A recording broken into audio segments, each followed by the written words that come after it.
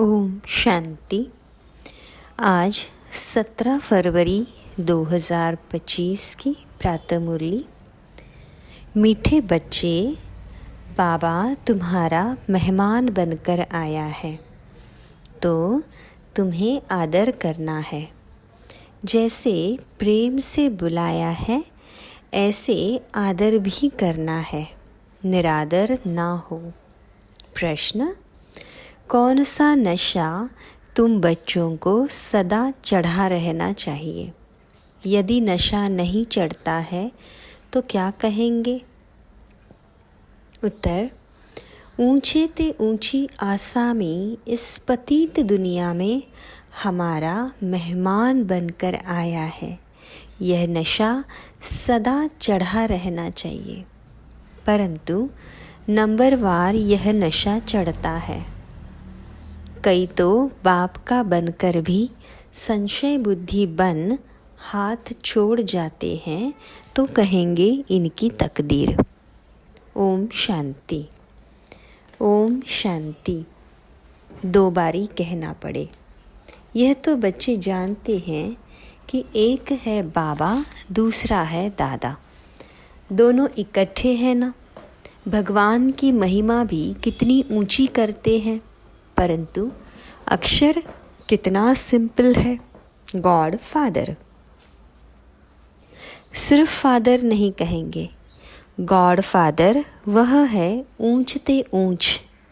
उनकी महिमा भी बहुत ऊंच। उनको बुलाते भी पतित दुनिया में है। खुद आकर बतलाते हैं कि मुझे पतित दुनिया में ही बुलाते हैं, परंतु पतित पावन वह कैसे हैं, कब आते हैं, यह किसको भी पता नहीं। आधा कल्प सतयुग त्रेता में किसका राज्य था, कैसे हुआ, किसको यह पता नहीं है। पतित पावन बाबा आते भी ज़रूर है। उनको कोई पतित पावन कहते, कोई लिबरेटर कहते हैं। पुकारते हैं कि स्वर्ग में ले चलो। सबसे ऊंचते ऊंच है ना। उनको पतित दुनिया में बुलाते हैं कि आकर हम भारतवासियों को श्रेष्ठ बनाओ।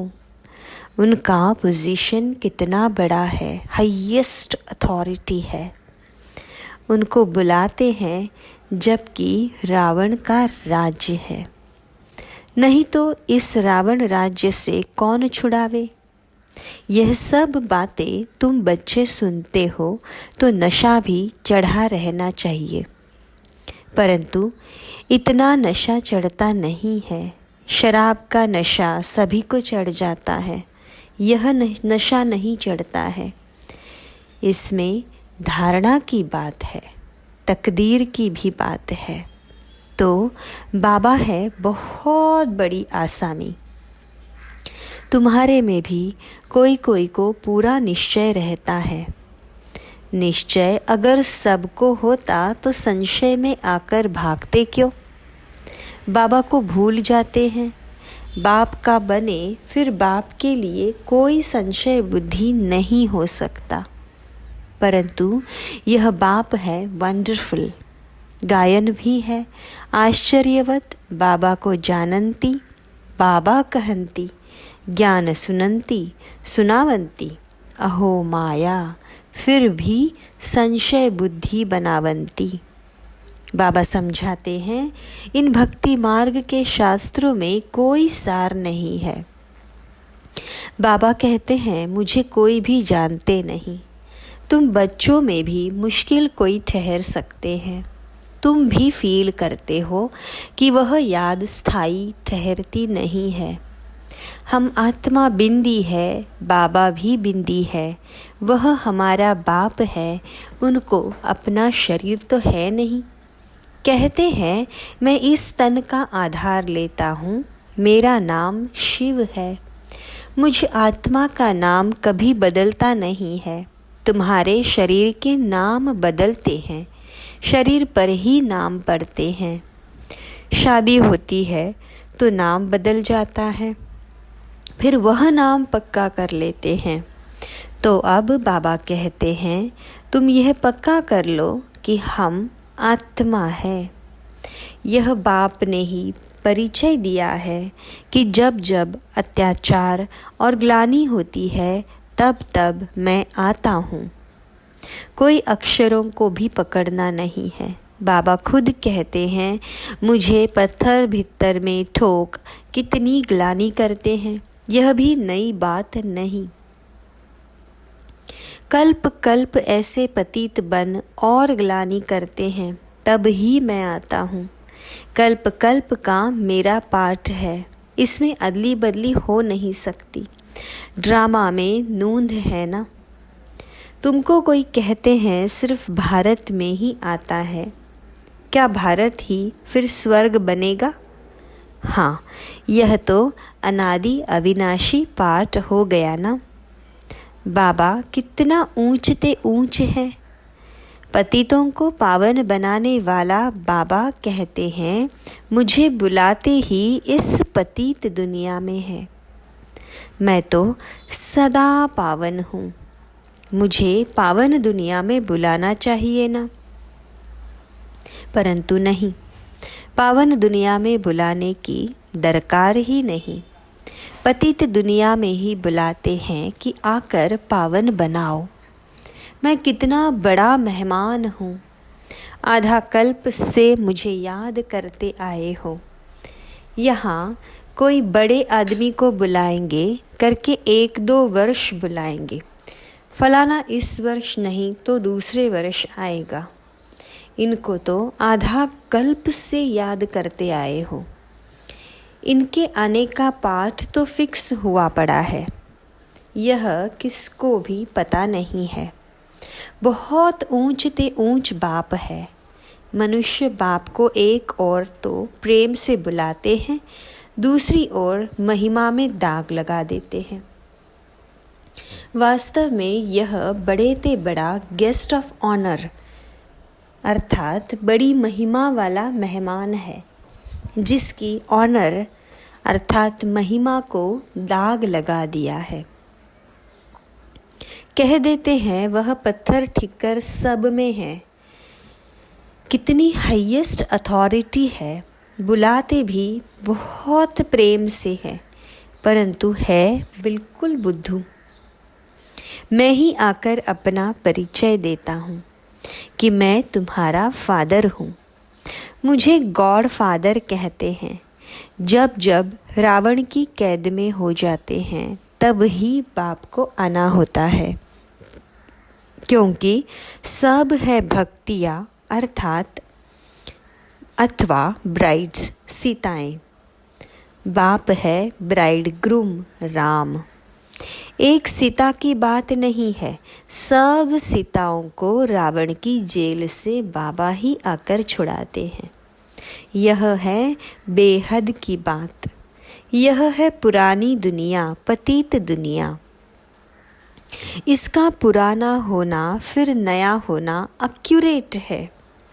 ये शरीर आदि तो कोई जल्दी पुराने हो जाते, कोई जास्ती टाइम चलते। यह सब ड्रामा में एक्यूरेट नोंद है। पूरे 5000 वर्ष के बाद फिर मुझे आना पड़ता है। मैं ही आकर अपना परिचय देता हूँ और सृष्टि चक्र का राज समझाता हूँ। किसको भी न मेरी पहचान है, न ब्रह्मा विष्णु शंकर की, न कि लक्ष्मी नारायण की, न राम सीता की पहचान है। ऊंचते ऊंच एक्टर्स ड्रामा के अंदर तो यही सारे हैं। है तो मनुष्यों की बात, कोई 8-10 भुजा वाले मनुष्य नहीं होते हैं। विष्णु को 4 भुजाएं क्यों दिखाते हैं, यह किसको भी पता नहीं है। रावण को 10 शीश है क्या? बाबा ही आकर सारे वर्ल्ड के आदि मध्य अंत का नॉलेज बताते हैं। कहते हैं मैं हूँ बड़े ते बड़ा गेस्ट, परंतु गुप्त। यह भी सिर्फ तुम ही जानते हो, परंतु जानते हुए भी फिर भूल जाते हो। उनका कितना रिगार्ड रखना चाहिए, उन्हें बड़े प्रेम से याद करना चाहिए। आत्मा भी निराकार, परमात्मा भी निराकार, इसमें फोटो की भी बात नहीं। तुमको तो आत्मा निश्चय कर बाबा को याद करना है, देह अभिमान छोड़ना है। तुम्हें सदैव अविनाशी चीज़ को देखना चाहिए। तुम विनाशी देह को क्यों देखते हो? देही अभिमानी बनो, इसमें ही मेहनत है। जितना याद में रहेंगे उतना कर्मातीत अवस्था को पाए ऊंच पद पाएंगे। बाबा बहुत ही सहज योग अर्थात याद सिखलाते हैं। योग तो अनेक प्रकार के हैं, याद अक्षर ही यथार्थ है। परमात्मा बाप को याद करने में ही मेहनत है। कोई बिरला सच बताते हैं कि हम इतना समय याद में रहा, याद करते ही नहीं है तो सुनाने में लज्जा आती है। लिखते हैं सारे दिन में 1 घंटा याद में रहे तो लज्जा आनी चाहिए ना। ऐसा बाप जिसको दिन रात याद करना चाहिए और हम सिर्फ 1 घंटा याद करते हैं, इसमें बड़ी गुप्त मेहनत है। बाबा को बुलाते हैं तो दूर से आने वाला गेस्ट हुआ ना। बाबा कहते हैं मैं नई दुनिया का गेस्ट नहीं बनता हूँ, आता ही इस पुरानी दुनिया में हूँ। नई दुनिया की स्थापना आकर करता हूँ। यह पुरानी दुनिया है, यह भी कोई यथार्थ नहीं जानते। नई दुनिया की आयु ही नहीं जानते। बाबा कहते हैं यह नॉलेज मैं ही आकर देता हूँ, फिर ड्रामा अनुसार यह नॉलेज वापस गुम हो जाती है। फिर कल्प बाद यही पाठ रिपीट होगा। मुझे बुलाते हैं, वर्ष वर्ष शिव जयंती मनाते हैं। जो होकर जाते हैं तो उनकी वर्ष वर्ष वर्षी मनाते हैं। शिव बाबा की भी 12 मास बाद जयंती मनाते हैं, परंतु कब से मनाते आए यह किसको भी पता नहीं। सिर्फ कह देते हैं कि लाखों वर्ष हुए। कलयुग की आयु ही लाखों वर्ष लिख दी है। बाप कहते हैं यह तो है 5000 वर्ष की बात। बरोबर इन देवताओं का भारत में राज्य था ना। तो बाबा कहते हैं मैं भारत का बहुत बड़ा मेहमान हूँ। मुझे आधा कल्प से बहुत निमंत्रण देते आए हो। जब बहुत दुखी होते हैं तो कहते हैं हे पतित पावन अब तो आओ। मैं आया भी हूँ पतित दुनिया में। रथ तो हमको चाहिए ना। आत्मा है अकाल मूरत, उनका यह तख्त है। बाप भी अकाल मूरत है, इस तख्त पर आकर विराजमान हो जाते हैं। यह बड़ी रमणीक बातें हैं और कोई सुने तो चकित हो जाए। अब बाबा कहते हैं बच्चे मेरी मत पर चलो, समझो शिव बाबा मत देते हैं। शिव बाबा मुरली चलाते हैं। यह कहते हैं मैं भी उनकी मुरली सुनकर बजाऊंगा। सुनाने वाला तो वह है ना। यह नंबर 1 पूज्य, सो फिर नंबर 1 पुजारी बना।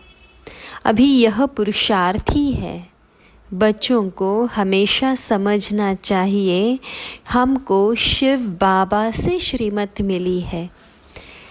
अगर कोई उल्टी बात भी हुई तो वह सुलटी कर देंगे। यह अटूट निश्चय है तो रिस्पॉन्सिबल जिम्मेवार तो शिव बाबा हुआ ना। यह सब ड्रामा में नूंद है। विघ्न तो पड़ने ही है, बहुत कड़े कड़े विघ्न पड़ते हैं। अपने बच्चों के भी विघ्न पड़ते हैं। तो हमेशा समझो कि शिव बाबा समझाते हैं तो याद रहेगी। कई बच्चे समझते हैं यह ब्रह्मा बाबा मत देते हैं, परंतु नहीं, शिव बाबा ही इसका रिस्पॉन्सिबल है। परंतु देह अभिमान है तो घड़ी घड़ी इनको ही देखते रहते हैं। शिव बाबा तो कितना बड़ा मेहमान है, तो भी रेलवे आदि वाले थोड़े ही जानते हैं निराकार को कैसे पहचाने व समझे। वह तो बीमार हो न सके, तो बीमारी आदि का इनका कारण बताते हैं। वह क्या जाने इनमें कौन है। तुम बच्चे भी नंबरवार जानते हो। वह सभी आत्माओं का बाप और यह फिर प्रजापिता मनुष्यों का बाप। तो यह दोनों बाप दादा कितने बड़े गेस्ट हो गए। बाबा कहते हैं जो कुछ होता है ड्रामा में नूंद है। मैं भी ड्रामा के बंधन में बंधा हुआ हूँ। नूंद बिगर कुछ नहीं कर सकता हूँ। माया भी बड़ी दुस्तर है। राम और रावण दोनों का पाठ है। ड्रामा में रावण चैतन्य होता है तो कहता मैं भी ड्रामा अनुसार आता हूँ। यह दुख और सुख का खेल है। सुख है नई दुनिया में, दुख है पुरानी दुनिया में। नई दुनिया में थोड़े मनुष्य, पुरानी दुनिया में कितने ढेर मनुष्य हैं। पतित पावन बाप को ही बुलाते हैं कि आकर पावन दुनिया बनाओ, क्योंकि पावन दुनिया में बहुत सुख था, इसलिए ही कल्प कल्प पुकारते हैं। बाबा सबको सुख देकर जाते हैं। अभी फिर पाठ रिपीट होता है। दुनिया कभी खलास नहीं होती। खलास होना इम्पॉसिबल है। समुद्र भी दुनिया में है ना, यह 3rd फ्लोर तो है ना। कहते हैं जलमयी पानी पानी हो जाता है, फिर भी पृथ्वी फ्लोर तो है ना, पानी भी तो है ना। पृथ्वी फ्लोर कोई विनाश नहीं हो सकता। जल भी इसी फ्लोर में होता है। 2nd और 1st फ्लोर में सूक्ष्म वतन और मूल वतन, वहाँ में तो जल नहीं होता। यह बेहद सृष्टि के 3 फ्लोर्स है, जिसको तुम बच्चों के सिवाय कोई भी नहीं जानते। ये खुशी भी कितनी सबको खुशी देने वाली बात है। जो पूरे पास होते हैं उनका ही अतीन्द्रिय सुख गाया हुआ है। जो रात दिन सर्विस पर तत्पर है, सर्विस ही करते रहते हैं, उन्हें बहुत खुशी रहती है। कोई कोई ऐसे दिन भी आते हैं जो मनुष्य रात को भी जागते हैं, परंतु आत्मा थक जाती है तो सोना होता है।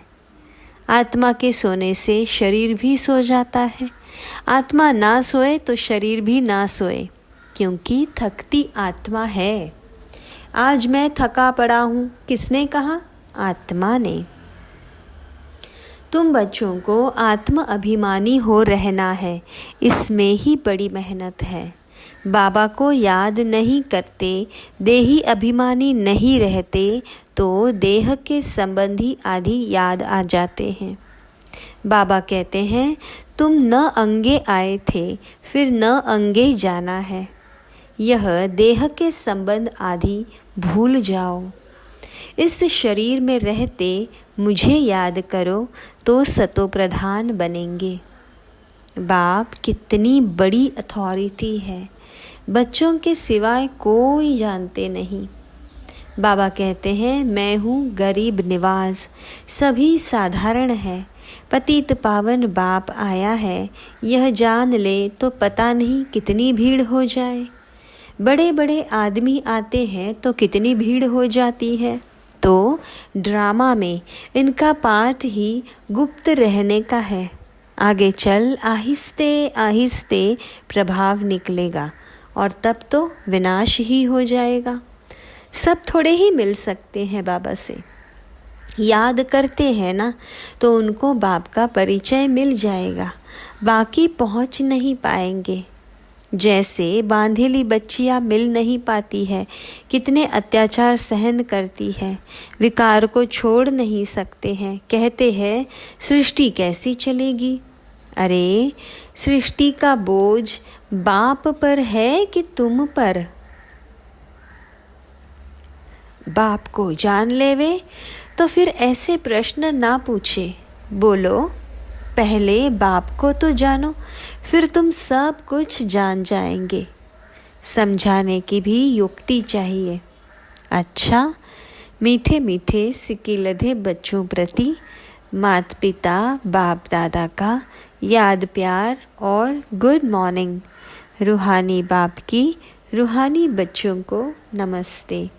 हम रूहानी बच्चों की रूहानी माता पिता बाप दादा को याद प्यार गुड मॉर्निंग और नमस्ते। शुक्रिया बाबा, शुक्रिया। धारणा के लिए मुख्य सार, सदा ही हाईएस्ट अथॉरिटी बाप की याद में रहना है। विनाशी देह को ना देख देही अभिमानी बनने की मेहनत करनी है। याद का सच्चा सच्चा चार्ट रखना है। दिन रात सर्विस में तत्पर रहे, अपार खुशी में रहना है। तीनों लोकों का राज सबको खुशी से समझाना है। शिव बाबा जो श्रीमत देते हैं उसमें अटूट निश्चय रख कर चलना है। कोई भी विघ्न आए तो घबराना नहीं। रिस्पॉन्सिबल शिव बाबा है, इसलिए संशय ना आए। वरदान, श्रेष्ठ वेला के आधार पर सर्व प्राप्तियों के अधिकार का अनुभव करने वाले पद्मा पदम भाग्यशाली भव। जो श्रेष्ठ वेला में जन्म लेने वाले भाग्यशाली बच्चे हैं, वह कल्प पहले की टचिंग के आधार पर जन्मते ही अपनेपन का अनुभव करते हैं। वह जन्मते ही सर्व प्रॉपर्टी के अधिकारी होते हैं। जैसे बीज में सारे वृक्ष का सार समाया हुआ है, ऐसे नंबर 1 वेला वाली आत्माएं सर्व स्वरूप की प्राप्ति के खजाने के आते ही अनुभवी बन जाते हैं। वे कभी ऐसे नहीं कहेंगे कि सुख का अनुभव होता शांति का नहीं, शांति का होता सुख का व शक्ति का नहीं। सर्व अनुभवों से संपन्न होते हैं। स्लोगन, अपने प्रसन्नता की छाया से शीतलता का अनुभव कराने के लिए निर्मल और निर्माण बनो। अच्छा, ओम शांति।